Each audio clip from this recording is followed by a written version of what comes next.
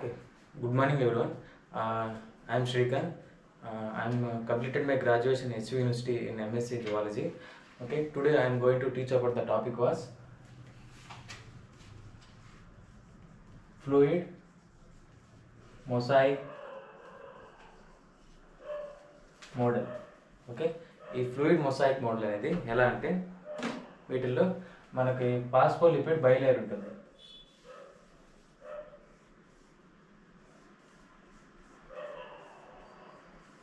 ఈ పాస్ఫోలిపిడ్ బైలేయర్ అనేది ఎలా ఉంటుందంటే ఇప్పుడు ఒక సముద్రంలో ఈ లిపిడ్స్ ఉంటాయి కదా, లిపిడ్స్ అనేది ఒక సముద్రంలాగా అనుకుంటే దాంట్లో ఈ ప్రోటీన్స్ అనేవి వాటిలో ఒక బోట్ లాగా తేలుతూ ఉంటుంది. సో అలా పాస్ఫోలిపిడ్ బైలేయర్ అనేది అలా నిర్మితమై ఉంటుంది. సో నేను చూసుకుంటే వీటిలో మనకు 2 types ఆఫ్ ప్రోటీన్స్ ఉంటాయి. ఓకేనా, 2 types of proteins. A proteins? Integral proteins, అలాగే పెరిఫెరల్ ప్రోటీన్స్. ఇంటిగ్రల్ అంటే పేర్లోనే ఉంది. ఇంటిగ్రల్ అంటే ఇన్నర్ సైడ్ ఉంటాయి. ఇప్పుడు పాస్ఫోలిపిడ్ బైలేయర్ ఉంది కదా, ఈ పాస్ఫోలిపిడ్ బైలేయర్ ఇలా ఈ లిపిడ్ మెంబర్ ఉంది కదా, ఇది ఇలా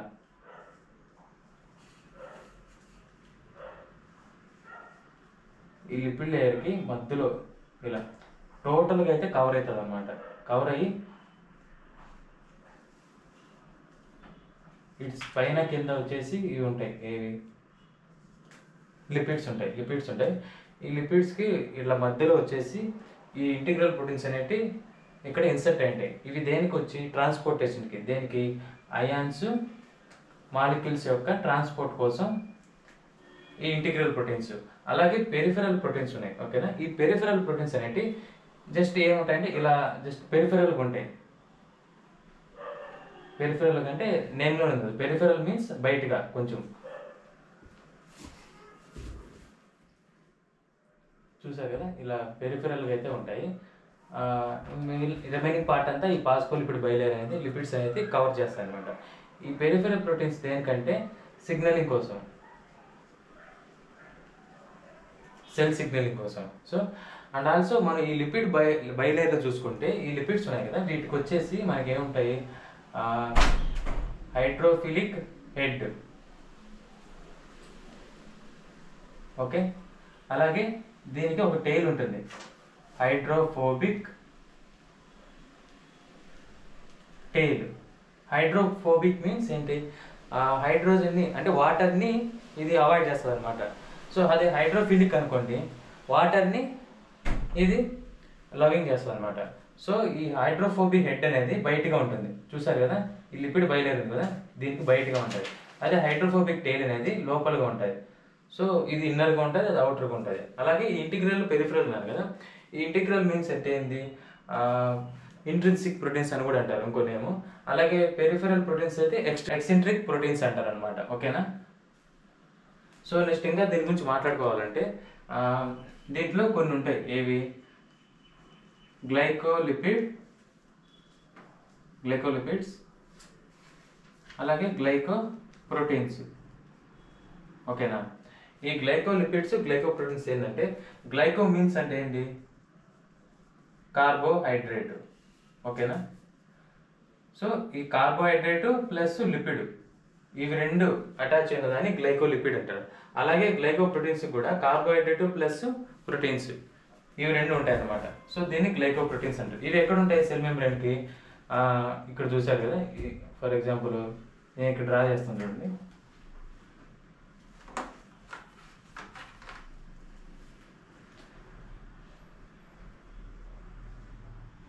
ఇలా ఇదేంటిది, ప్రోటీన్ పార్ట్ అనుకోండి. ఓకేనా,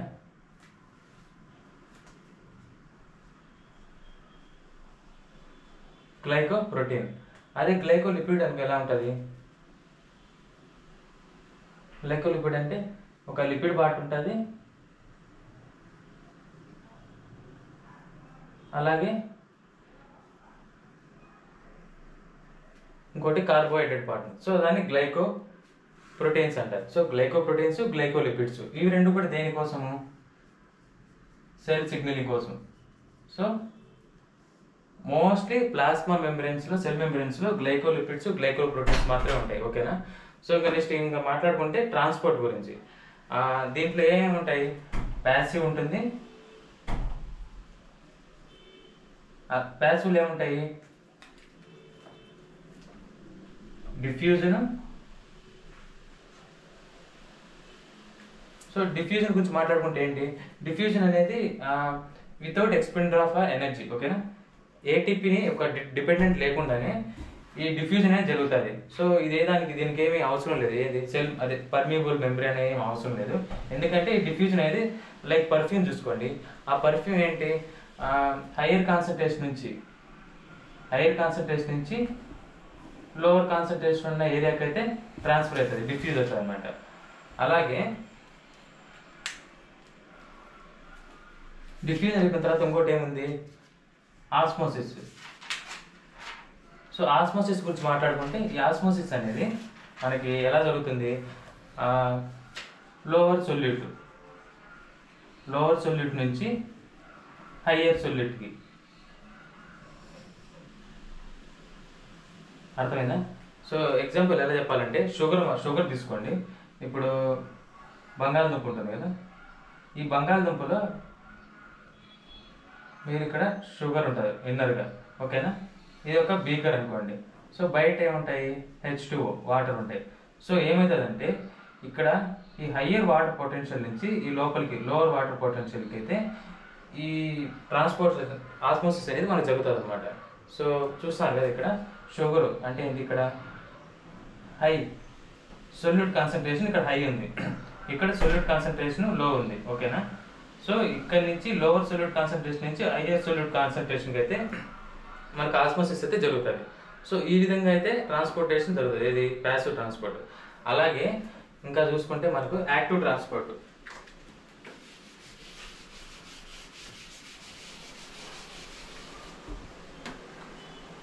సో యాక్టివ్ ట్రాన్స్పోర్ట్ ఏం జరుగుతుంది? దీంట్లో ఏటీపీ డిపెండెంట్ ట్రాన్స్పోర్ట్ అనమాట. సో దీంట్లో ఏటీపీ రిక్వైర్మెంట్ అనేది ఉంటుంది. ఏటీపీ రిక్వైర్మెంట్ దేనికోసము? ఏమైనా అయాన్స్ కానీ మాలిక్యూల్స్ కానీ ట్రాన్స్పోర్ట్ చేయడానికి ఇది యాక్టివ్ ట్రాన్స్పోర్ట్లో అయితే మనకు ఏటీపీ అనేది యూజ్ అవుతుంది అనమాట. ఓకేనా. సో దీంట్లో ఏటీపీ ఇండిపెండెంట్ కూడా ఉంటుంది.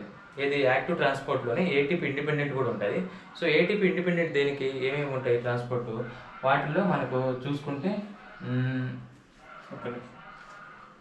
యూనిపోర్టు, సింపోర్టు, అలాగే ఈ యూనిపోర్ట్లో చూసుకుంటే మనకు ఓన్లీ వన్ డైరెక్షన్ అనమాట. సో ఎగ్జాంపుల్గా గ్లూకోజ్ మాలిక్యూల్. ఈ గ్లూకోజ్ మాలిక్యూల్ అనేది గ్లూకోజ్ ట్రాన్స్పోర్టర్స్ ద్వారా ఏమవుతుంది? ఈ సెల్ మెంబ్రేన్ ఉంది కదా, ఈ సెల్ మెంబ్రేన్ లిపిడ్ బయలేరు. సో దీని గుండా ఇలా అయితే ట్రాన్స్పోర్ట్ అవుతుంది, ఏదో ఒక డైరెక్షన్ మాత్రమే అవుతుంది ఈ గ్లూకోజ్ మాలిక్యూల్.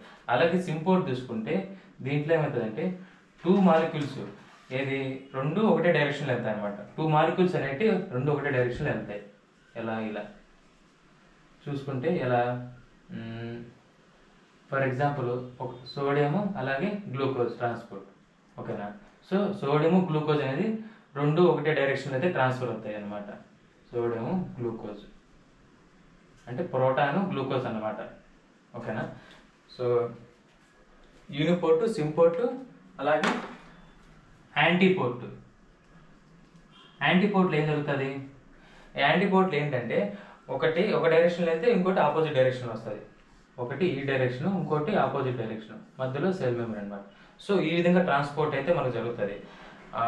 ఫర్ ఎగ్జాంపుల్ చూసుకోవాలంటే ఒకటి సోడియం, ఇంకోటి పొటాషియం. ఓకేనా.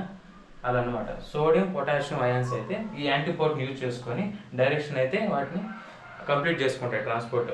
సో ఇది ఓవరాల్ యొక్క ఫ్లూయిడ్ మొసాయిక్ మోడల్. దాంట్లో ట్రాన్స్పోర్ట్, యాక్టివ్ ట్రాన్స్పోర్ట్ ఎలా జరుగుతుంది, అలాగే ప్యాసివ్ ట్రాన్స్పోర్ట్ ఎలా జరుగుతుంది, అలాగే ఇక్కడ హైడ్రోఫిలిక్ హెడ్ అంటే ఏంటి, హైడ్రోఫోబిక్ టేల్ అంటే ఏంటి. సో ఇది వాటర్ లవింగ్, ఇది వాటర్ హేటింగ్. అలాగే దీంట్లో మనకు ఇంటిగ్రల్ ప్రోటీన్స్ ఉంటాయి, పెరిఫరల్ ప్రోటీన్స్ ఉంటాయి. ఈ ఇంటిగ్రల్ ప్రోటీన్స్ అనేది మనకి ఏంటంటే ఫెసిలిటేటెడ్ డిఫ్యూజన్ అయితే ఇంటిగ్రల్ ప్రోటీన్స్ గా జరుగుతాయి. అయాన్స్ మాలిక్యూల్స్ అవైతే వీటి ద్వారా మనకి ట్రాన్స్పోర్ట్ అయితే జరుగుతుంది. అలాగే పెరిఫెరల్ ప్రోటీన్స్ దేంట్లో ఇన్వాల్వ్మెంట్ ఉంటాయి, సెల్ సిగ్నలింగ్లో అయితే ఈ పెరిఫెరల్ ప్రోటీన్స్ అయితే ఇన్వాల్వ్మెంట్ ఉంటాయి. అలాగే ఇంకా మనం చూసుకుంటే దీంట్లో గ్లైకోలిపిడ్స్ గ్లైకోప్రోటీన్స్ ఉంటాయి. ఈ గ్లైకోలిపిడ్స్ అనేది కార్బోహైడ్రేట్ ప్లస్ లిపిడ్స్తో నిర్మితమైనది. అలాగే గ్లైకోప్రోటీన్స్ అయితే కార్బోహైడ్రేట్ ప్రోటీన్స్తో నిర్మితమైనది. సో ఇవి రెండు అనేది మనకు సెల్ సిగ్నల్లో కూడా యూజ్ అవుతాయి. సో ఇది టోటల్గా అందరూ యాక్సెప్ట్ చేసే fluid mosaic model. So that's our topic. Thank you so much.